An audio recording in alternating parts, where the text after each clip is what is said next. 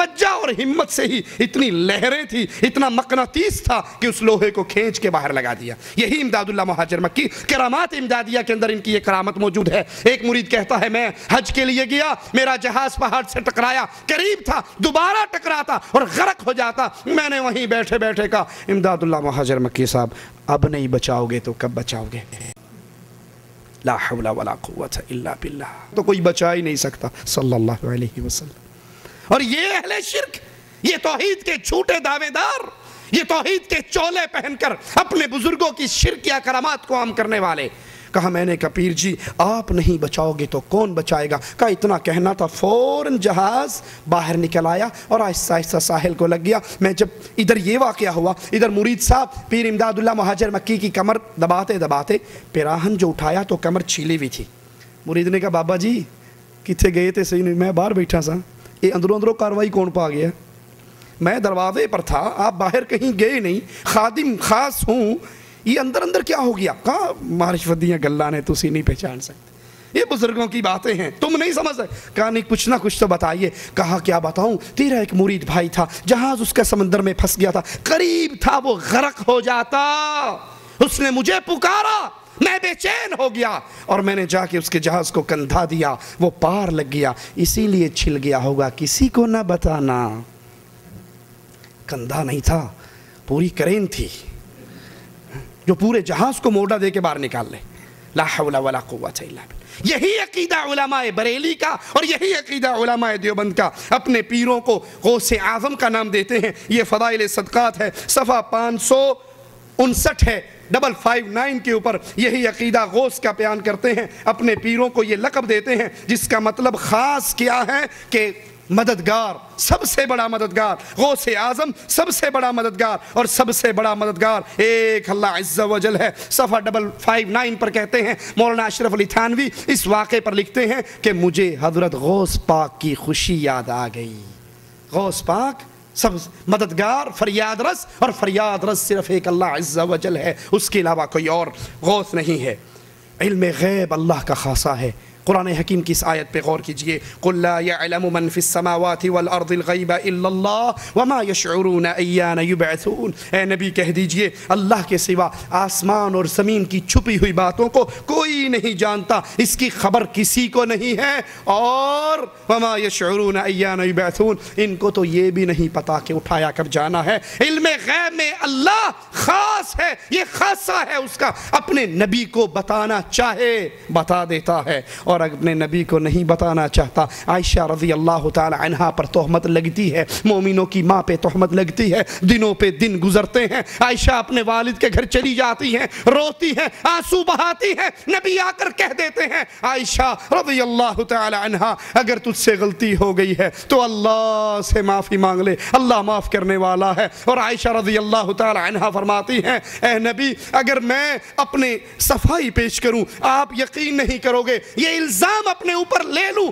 تو وہ گناہ جو میں نے کیا نہیں ہے وہ الزام میں کیسے لے لوں؟ میں اب وہی کہوں گی جو یوسف کے بابا نے کہا تھا۔ یوسف کے بابا نے کہا تھا نبی ابھی بستر پہ ہیں، آسمان سے وحی آنا شروع ہو جاتی ہے، اور جب نبی کریم سر وحی کی آثار ختم ہوتے ہیں تو کہتے ہیں عائشہ خوش ہو جا، مبارک ہو تجھ کو، تیری برات کا اعلان عرش والے نے کر دیا۔ جب نبی کو بتا دیا جائے پتہ لگ جاتا ہے، نبی کو نہ بتایا جائے یہودیہ سحر والا کھانا کھلا دیتی ہے اور نبی لقمے چبا لیتے ہیں۔ یہ علم غیب خاص اللہ عز و جل کا خاصہ ہے۔ لیکن علماء بریلی کیا کہتے ہیں؟ ملفوظات احمد رضا خان بریلوی صفحہ نمبر اس کا 78 ہے، اس پر بیان کرتے ہیں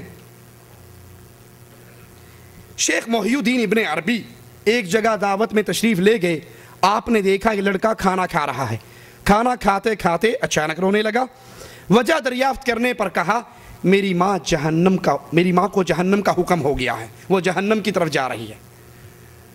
لا حول ولا قوت الا باللہ، میری ماں جہنم میں جا رہی ہے، فرشتے لے جا رہے ہیں۔ یہ لڑکا اس شہر میں مشہور تھا کہ اس کو کشف ہوتا ہے۔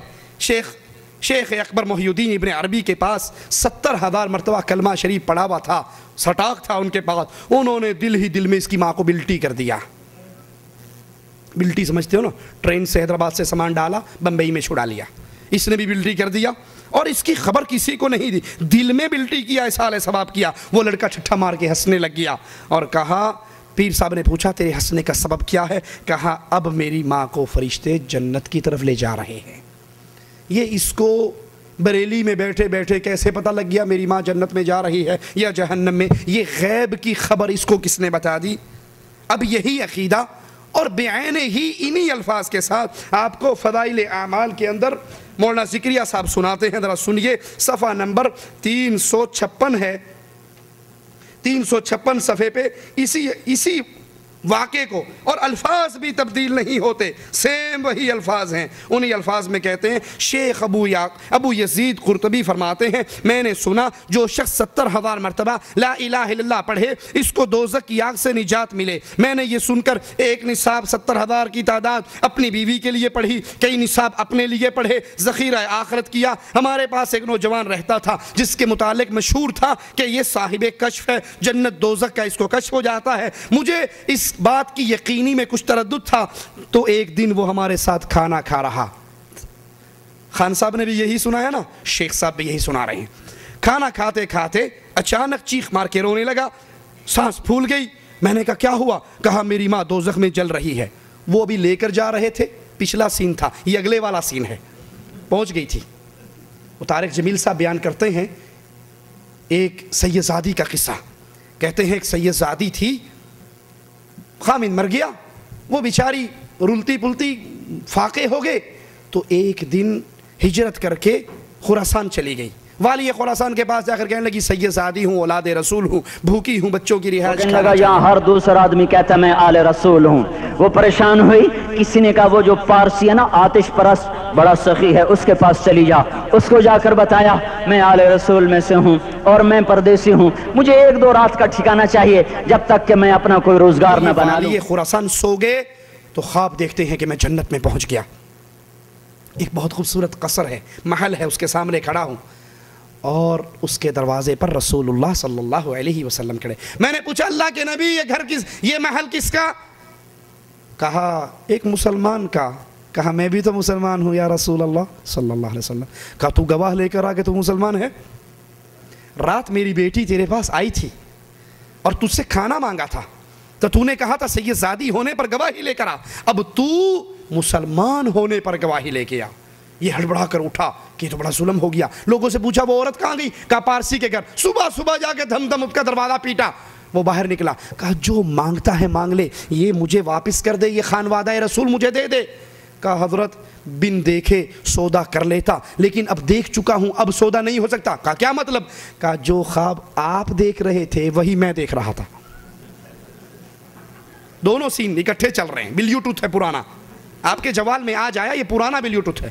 جو خواب تم دیکھ رہے تھے وہی میں اچھا اس نے بتایا نہیں کہ میں نے خواب دیکھا ہے، اس نے بتایا نہیں کہ میں نے خواب دیکھا ہے، یہ صرف خاندان مانگنے آیا۔ کہا جو خواب تم دیکھ رہے تھے وہی خواب تو میں بھی دیکھ رہا تھا۔ کہا پھر؟